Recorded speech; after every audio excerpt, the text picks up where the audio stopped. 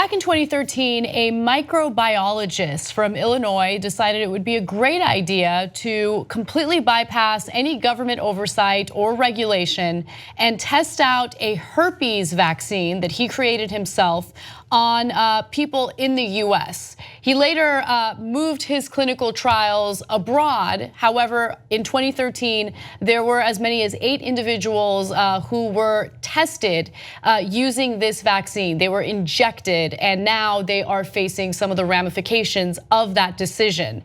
Now, this microbiologist is no longer alive. He died last year due to cancer. He was associated with the Southern Illinois University. He was Associate Professor William Halford, and he administered the shots himself at a Holiday Inn Express and a Crowne Plaza hotel that were 15 minutes away from the researcher's lab. Halford injected at least 8 herpes patients on 4 separate occasions in the summer and fall of 2013 with a virus that he created. Now, the idea behind the vaccine was inject them with a different form of the herpes virus, and somehow, maybe that would cure them of the herpes strain that they currently have.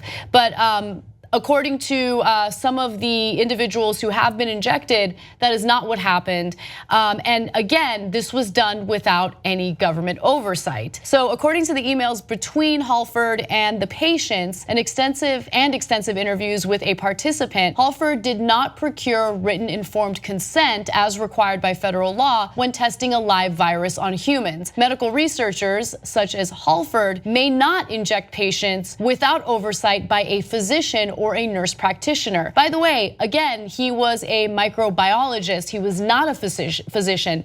And as a result, he was not allowed to do these injections in the first place. And he knew what the rules were, but he decided to go against them.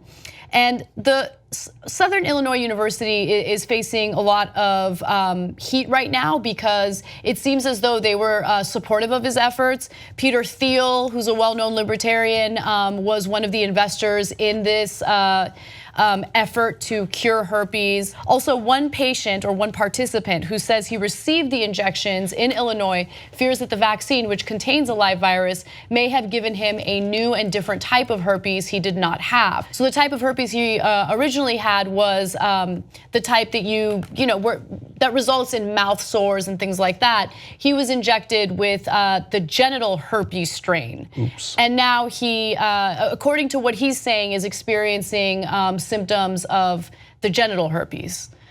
Yeah, so if someone says, hey, I've got a virus for you, come get it injected at the Holiday Inn Express, say no.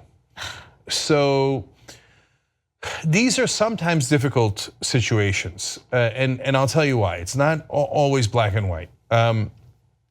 Because sometimes people have life-threatening conditions, and FDA has to, for good reason, move slowly. Because you want to make sure that you've tested it in labs, on animals, and then eventually very carefully on humans. And you don't want to rush that process, otherwise you'll have disasters.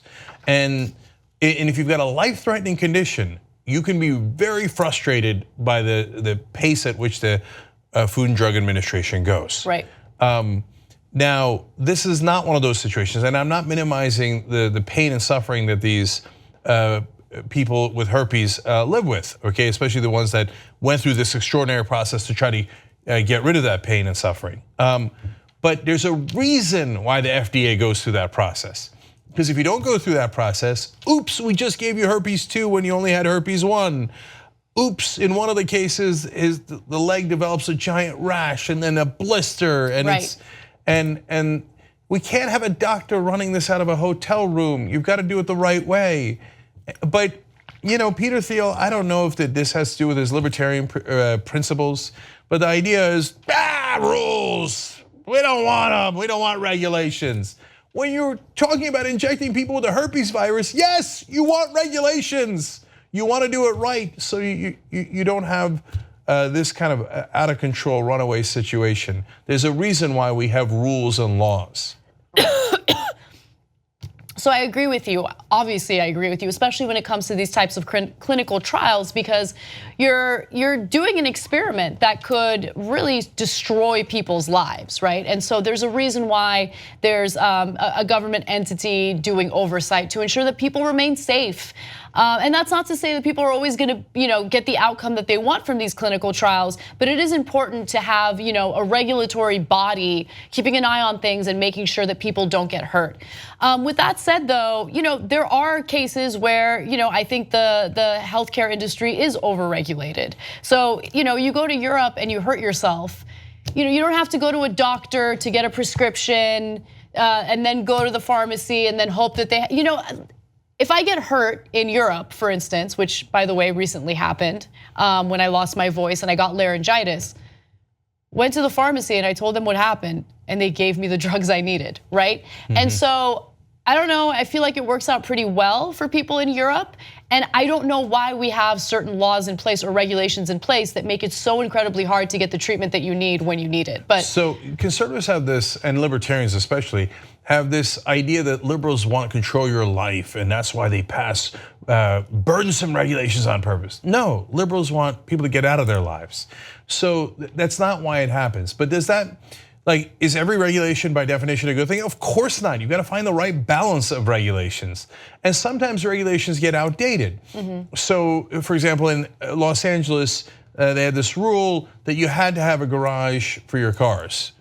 Why? Nobody knows. It was probably left over from the 1930s when that was a really important thing, right? And then finally they were like, oh right, we don't need this, and then they got rid of it. Okay, and so that happens and that's normal. And maybe we'll get to a place like Europe where we can have a medicine dispensed to us at the pharmacies in the way that you got it. But remember also in Europe, they had to approve that medicine first. Right. It's not like they're like, I don't know, this is oregano sauce mixed with shaman voodoo, right? I know that, yes.